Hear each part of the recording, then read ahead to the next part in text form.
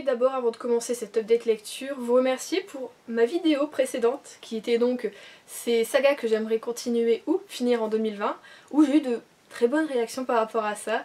Donc juste vous prévenir que je pense partir un peu là-dessus cette année sur ma chaîne, à vous proposer d'autres contenus comme celui-ci qui varie du coup de tout ce qui est update, tag et book haul qu'on voit un petit peu trop souvent, et du coup je pense que les updates lecture seront un peu plus fournis.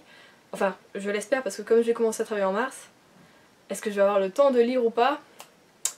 C'est la question, et c'est ce qui m'effraie le plus.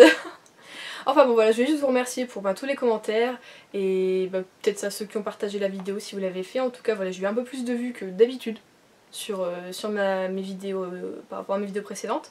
Donc voilà, je vais juste vous remercier d'être aussi gentil et aussi d'aimer ma nouvelle intro, évidemment, parce que je l'aime aussi également beaucoup.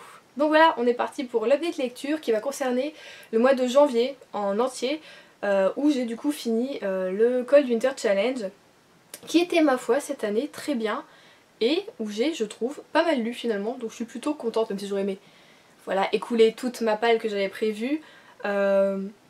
J'ai quand même bien lu, je suis quand même contente par rapport à ça. Donc on est parti. Donc en ce mois de janvier j'ai quand même lu 7 livres dont une BD, et c'est par cette BD que nous allons commencer. Je pense que vous savez déjà de quoi il s'agit si vous avez vu mes précédentes vidéos, je vous en ai parlé. Il s'agit donc du tome 3 des carnets de cerises de Joris Chamblin et de Aurélie Néré de la collection Métamorphose, donc le dernier des 5 trésors. Et voilà, vous savez maintenant que j'aime énormément cette BD, et en fait j'ai envie de dire, à chaque fois que je vous présente un nouveau tome, je le préfère encore plus au précédent, et je me dis mais comment c'est possible, et voilà c'est possible. Donc ce tome est sur l'hiver, et Cerise va découvrir petit à petit des secrets. En fait elle va rencontrer une personne qui refait les livres, je sais que c'est un nom spécial.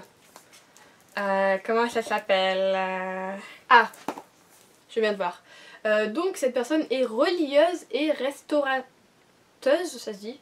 Restauratrice. Oh, j'en perds mon français. Je suis fatiguée, hein. Je viens d'un week-end, là on est lundi, je viens d'un week-end de formation très fatigant, donc je suis un petit peu à côté de la plaque, je suis désolée si j'ai des conneries. Je supprimerai au montage si je m'en aperçois. Donc, elle est relieuse et restauratrice de livres anciens, et du coup Cerise et ses deux copines vont aller avec elle pendant une semaine je crois environ, pour découvrir ce métier, parce que ça leur plaît, enfin voilà, il y a plein de choses à faire, enfin voir comment ça se passe et comment se déroule du coup ce magnifique métier. Sauf qu'ils vont tomber sur quelque chose, un trésor, et du coup on aura une chasse au trésor qui est donc pour cette dame à la base, et les filles vont être un peu emportées dedans, tout ça, et on va avoir beaucoup de rebondissements, beaucoup de messages, et de beaux messages en fait. J'ai trouvé super beau ce bouquin, ça m'a fait du bien de lire ça au début 2020, je me dis waouh, Juliette a choisi la bonne lecture, c'est douillet, c'est cocooning, c'est familial, c'est plein de secrets, c'est beau, c'est chaleureux tout en étant en plein hiver, et donc je me dis ouais, je vais super bien démarrer l'année 2020, et en espérant que mon année continue comme ça. Et pour le moment franchement niveau lecture, j'ai pas eu de déception, enfin pas de trop souvenirs, non. C'est juste une dont je vous parlerai du coup tout à l'heure. Donc voilà, comment dire que la série des carnets de cerises, je la chéris, je la savoure. C'est vraiment mon petit moment de bonheur, le petit bonbon qui fond tranquillement dans la bouche et qui libère petit à petit des saveurs différentes, mais qui sont toutes exceptionnelles. Enfin voilà, c'est un coup de cœur, on va pas se le mentir. C'est-à-dire que je suis sortie de cette lecture, je me suis dit waouh, c'était trop bien, et si les 2 autres tomes qui finissent la saga sont dans le même genre, mais ça va être un pur bonheur. Et même si les 2 tomes sont peut-être après un peu en dessous, mais alors celui-ci restera à jamais gravé dans ma mémoire et dans mon cœur, et j'adorerais le relire par exemple à ma nièce ou à mon neveu s'ils ont envie plus tard. Enfin voilà, je leur donnerai pas, je la garderai, mais je leur lirai. Donc si vous n'avez toujours pas commencé les carnets de cerises, allez-y. Après ça je me suis dit continuons du coup l'année sur une bonne lecture où tu sais que voilà, ça va aller vite, ça va... Voilà quoi, tu vas aimer. Du coup, j'ai pris le tome 4 de la saga des Neshoves de Anne B. Ragd aux éditions 10-18, qui est donc l'espoir des Neshoves. Je vous avoue que la fin du tome 3 m'avait un peu laissée pantoise. Je me suis dit, ok, qu'est-ce qui peut se passer après ça? Et on repart en fait sur ce tome 4 tout doucement, où on nous explique ce qui s'est passé entre deux, forcément, puisqu'il y a 3 ans. écoulé entre le tome 3 et ce tome 4. Et il s'en est passé des choses, dis donc. Oui. Et donc puis en fait on va nous relater un petit peu les événements par petits flashbacks pour les personnages. Et on va les suivre également dans leur cours de leur vie actuelle. Et la partie que j'ai le plus adorée, c'est la partie de... Je ne sais jamais comment on dit son prénom. Ah, t'as dit, hein. Torun, je ne sais pas, en tout cas bah, du coup de la fille, hein, puisque c'est le seul personnage féminin que nous avons en principal dans cette saga. Donc, le personnage de Torun, elle a un revirement totalement et elle se dit vraiment coup de tête, bim il faut que je change tout, je vais faire ça. Et j'ai adoré parce qu'en fait ce bim il faut que je change tout, je veux faire ça, je l'attendais en fait à la fin du tome 3 où elle réalise ce qu'elle perd un petit peu et qu'elle se dise bon, on y va, on chope le truc et puis je regarde en face et puis j'y vais quoi, je fonce. Et elle le fait maintenant, donc c'est pas forcément plus mal, même si bah, du coup la fin du tome 3 m'avait laissé un peu chafouin. Et du coup moi j'ai adoré. En fait, comme je le dis à chaque fois, c'est tout con cette saga, c'est juste l'histoire d'une famille qui a beaucoup, énormément de soucis forcément, sinon ce serait pas drôle, où il se passe plein de choses. Mais c'est juste l'histoire d'une famille en Norvège quoi. Et c'est fou tout ce qui peut se passer, et c'est fou que on est là, on commence le bouquin et on se dit putain j'ai pas envie de le lâcher mais il faut que j'aille dormir ou il faut que j'aille je sais pas trop où, enfin voilà. Et on a du mal, extrêmement de mal à lâcher. Bah j'ai quand même mis 3 jours à le lire mais à chaque fois j'y repensais quoi, forcément j'étais là, je veux savoir la suite. Il y a des chapitres qui m'ont un peu moins plu, comme pour le tome 3 en fait. Le personnage que j'aimais beaucoup qui est... Ouais, moi les prénoms vous savez c'est... Erland, alors j'ai fait allemand, oui j'ai fait allemand deuxième langue, mais alors pour les prénoms, ich weiß nicht, tout simplement. Donc Erland, je suppose, oui, je sais même pas si le D se dit en fait finalement, qui est donc un des 3 frères. Sur le tome 3, j'avais commencé à le délaisser, je trouve que ces chapitres, j'avais du mal à le comprendre, il partait un peu en vrille, j'arrivais pas à le suivre. Là il revient un peu plus les pieds sur terre à la réalité, mais c'était pas forcément non plus mes chapitres préférés. C'était lui que j'avais un petit peu le plus envie de lire rapidement pour passer aux autres et pouvoir savourer le reste. Parce qu'on passe avec le 3e frère qui est, pareil, je ne sais pas si je le dis bien, Margido, moi, je ne sais pas. Qui là est le plus paisible, mais j'aime le suivre parce que on s'attend jamais à ce qu'il va faire, ou à ce qu'il va penser, ou à ce qu'il va sortir. On pense qu'il a un quotidien un peu plan-plan, finalement il se passe quelque chose, puis pareil il évolue. Et on se dit, bah, c'est bien qu'il ait réussi à faire ça. En fait, oui, j'étais un peu genre sa psychologue en mode, tu peux le faire, allez vas-y, oui, tu l'as fait. Donc voilà, j'aime autant toujours suivre cette famille. Et du coup, le tome 5 sera en poche en fin d'année, si je ne me trompe pas, je ne me suis pas renseignée, je vous noterai la date ici si je la trouve. Bah, j'ai hâte du coup de la lire, et je pense du coup la garder pour le Cold Winter Challenge de cette année 2020. Et voilà, pouvoir le savourer encore une fois durant cet hiver. Après ça j'ai lu un bouquin très rapide, en 2 jours, c'était expédié mais savouré quand même parce que c'était une très très bonne lecture. J'ai donc lu La vie est belle et drôle à la fois de Clarisse Sabar aux éditions Charleston. Oui, après tout le monde, enfin 1 an après seulement, parce que des fois je lis des poches, c'est 5 ans après la sortie poche, hein, tandis que là il est sorti cette année en poche. Je suis dans les temps. On va donc suivre Léna qui est une jeune femme qui n'aime pas Noël. Et c'est dû à quelque chose qui s'est passé dans son enfance à ce moment-là de sa vie. Et voilà, du coup, ben, elle aime pas Noël. Après, elle sait qu'il s'est passé quelque chose, mais on lui a pas tout expliqué. Et devenue adulte, elle sent qu'il y a un conflit justement avec cette période de l'année. Et du coup, elle l'aime pas. Et cette année, sa mère lui demande de venir avec son grand frère et du coup sa nièce chez elle. Voilà, elle est organisée, donc bah, elle invite ses enfants chez elle tout simplement, alors que bah, d'habitude je pense pas que ça se fasse comme ça, elle essaye plutôt, Léna, d'éviter Noël, franchement, même en famille. Et du coup, bon, bah, comme elle a eu un mail un peu pressant, où voilà, sa mère a dit qu'elle était heureuse de les retrouver, nana, et bien ils y vont à 3. Sauf que arrivés sur place, dans la maison, aucune décoration de Noël alors que leur mère est juste fanat de Noël, et pas de traces de maman. Donc voilà, on commence là-dessus. Et donc on va se laisser un peu vivre et guider par nos personnages dans ce petit village de Valno qui est donc dans les Alpes et où on aimerait tous être. Hein. C'est un petit village où la plupart des gens se connaissent, on a quand même un peu notre intimité mais bon les ragots vont très très vite. Et sous la neige c'est magnifique, il y a plein de paysages à voir, tout ça. Et j'ai aimé l'histoire, j'ai aimé tous les personnages, il n'y en a pas où je me suis dit ah, toi je te mets un peu de côté. Non, j'ai vraiment tout aimé. Bon, on a toujours les chapitres du point de vue de Lena, mais ça m'a pas posé de problème. J'ai adoré sa petite nièce qui était bon, certes en mode adolescente, mais c'était pas trop l'adolescente relou non plus, même si elle se met à un moment dans les emmerdes. C'est pas pour des très mauvaises raisons. Je ne sais plus parler. Ce n'est pas pour de très mauvaises raisons, à mon sens en tout cas je trouve. Donc voilà, on a des petits rebondissements. Je l'ai trouvé drôle, je l'ai trouvé léger, en même temps beau et aussi un peu profond. Enfin franchement ouais, j'ai adoré et du coup cette année normalement, si tout se passe bien, puisque le grand format, la suite en grand format est sortie en 2019, fin 2019. J'espère que la suite en poche sortira fin 2020, ce serait génial parce que j'aimerais la lire également pour le Cold Winter Challenge parce que j'ai passé un très bon moment. C'était la première fois que je lisais un Clarisse Sabart et j'ai adoré. J'en ai un ou deux. J'ai encore 2 livres à elle du coup dans ma palle qui seront très vite lus je pense puisque j'ai adoré. C'est Les Lettres de Rose et Le Manoir. Et je n'ai pas mes lunettes, du coup je sais pas lire. C'est compliqué. Bon après vérification de la palle, je n'en ai qu'un de Clarisse Sabart. Les autres je pensais que je les avais achetés mais non, ils sont dans mes envies. C'est pas pareil encore. Donc voilà, j'ai Les Lettres de Rose qui seront bientôt lues parce que j'en entends que du bien.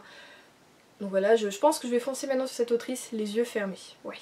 Après ça, comme vous le savez, j'aime lire cette saga en fin d'année. Il s'agit de Narnia, donc le tome 5, l'Odyssée du passeur d'aurore de C.S. Lewis aux éditions Folio Junior. Et cette saga qui d'habitude ne me pose pas de problème, m'a posé problème. J'ai trouvé, alors je le trouvais déjà avant mais je me faisais une raison en mode c'est normal, je le trouvais très enfantin. Et je me suis dit c'est normal, c'est fait pour les enfants. Et là je me dis en fait l'auteur nous prend un peu pour... pas pour des cons mais bon. Même moi je pense étant plus jeune j'aurais lu ça, je me dis ouais c'est un petit peu trop là quand même au niveau du langage, au niveau de la façon de faire des personnages, du fait qu'on loupe, je sais pas, on a l'impression qu'on passe d'un truc à un autre. C'est un peu trop et du coup je n'ai lu que 4 chapitres, donc on est à 60 pages et je ne l'ai pas fini.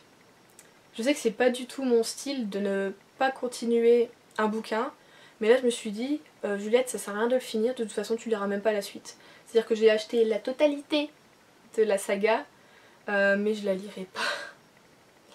En fait c'est bizarre, mon préféré c'est le tome 2 où il n'y avait pas les enfants principaux. Ouais et c'était mon préféré, donc je crois qu'en fait c'est les gosses qui sont dedans qui me tapent sur les nerfs, ce qu'en fait l'auteur me rebute un peu.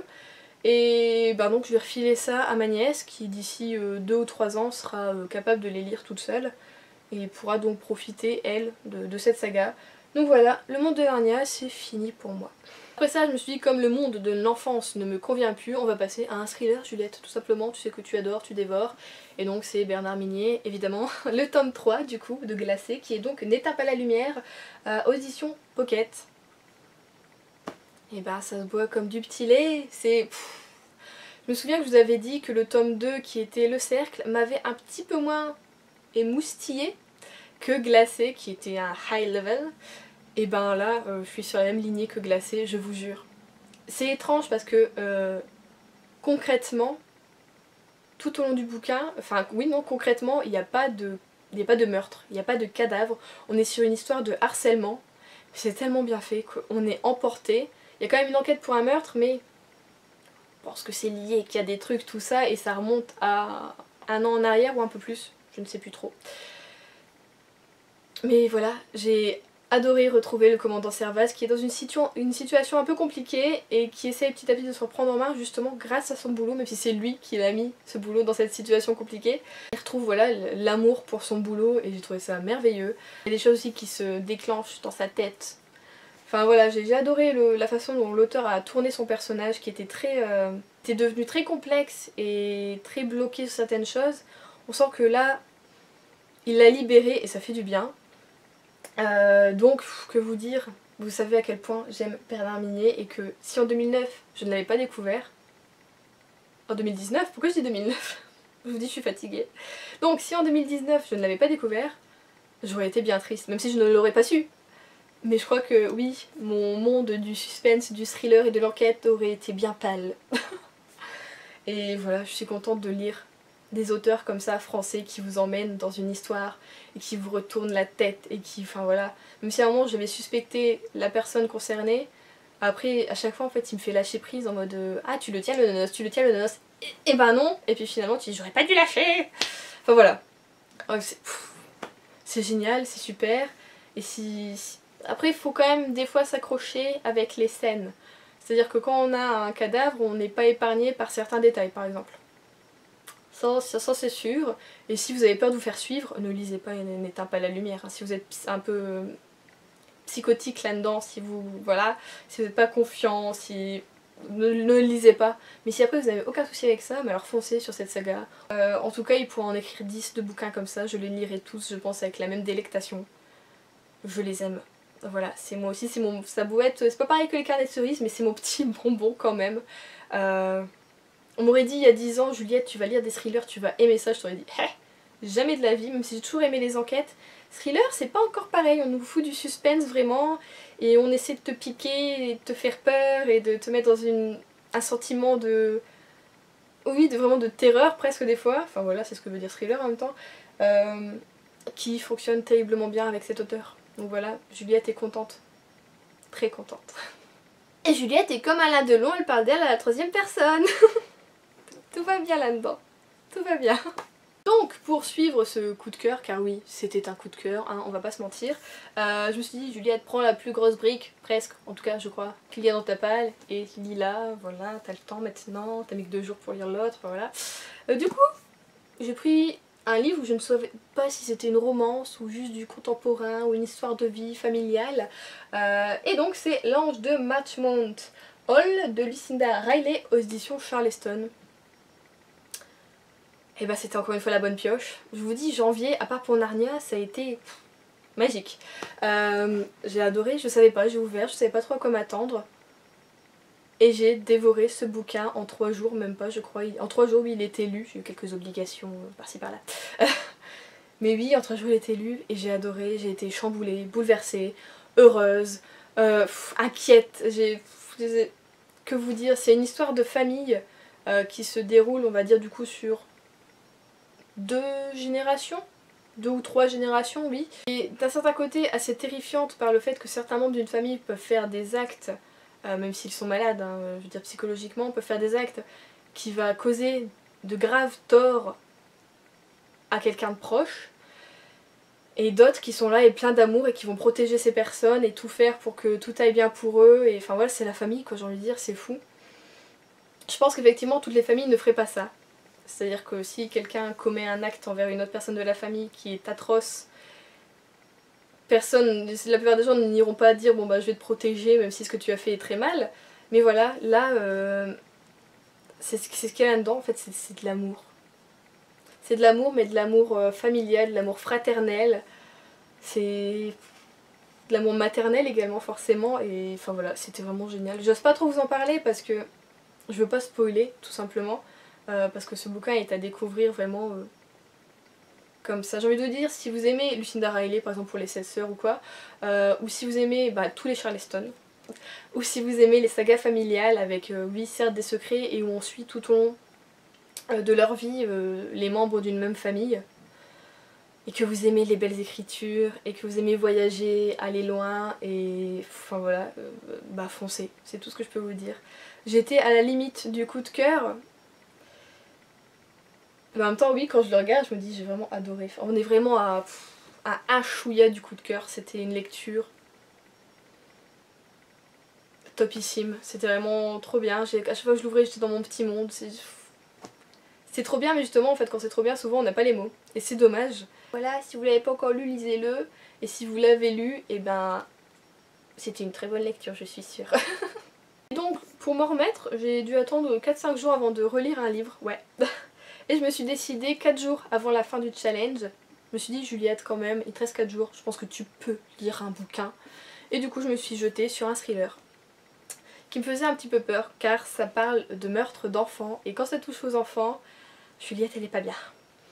Mais je me suis dit Juliette tu l'as acheté parce que ce résumé te piquait un petit peu, tu voulais savoir tout simplement, c'est très intriguant.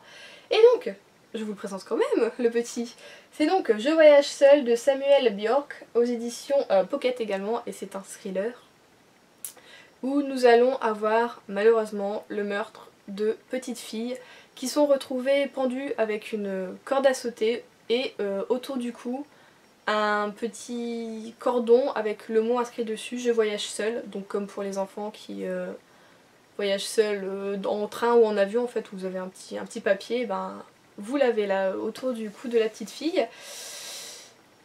Et c'est très perturbant. Au début c'est tout doux, enfin c'est tout doux, c'est pas tout doux, enfin c'est dur de parler d'un thriller mais je veux dire c'est pas trop entraînant, je veux dire. On voit que l'auteur veut vous amener petit à petit à suivre nos personnages, à aller quelque part. C'est pas tout de suite dans l'action, dans l'enquête, dans le on va y arriver les gars, on va le choper, enfin voilà. Effectivement il y a quelque chose qui se met en place, mais il y a aussi l'histoire de nos enquêteurs qui est là et qui, avec le passé ou quoi, qui se met en place et qui nous est raconté, qui est d'ailleurs très bien raconté. Et ensuite on a vraiment l'enquête et toujours des petits bouts de leur vie quand même à côté, parce que ben, je pense pour nous rappeler que les policiers, les enquêteurs sont humains également et ont une vie à côté de leur travail, hein. Ils ne sont pas leur travail, et du coup ça j'ai beaucoup aimé.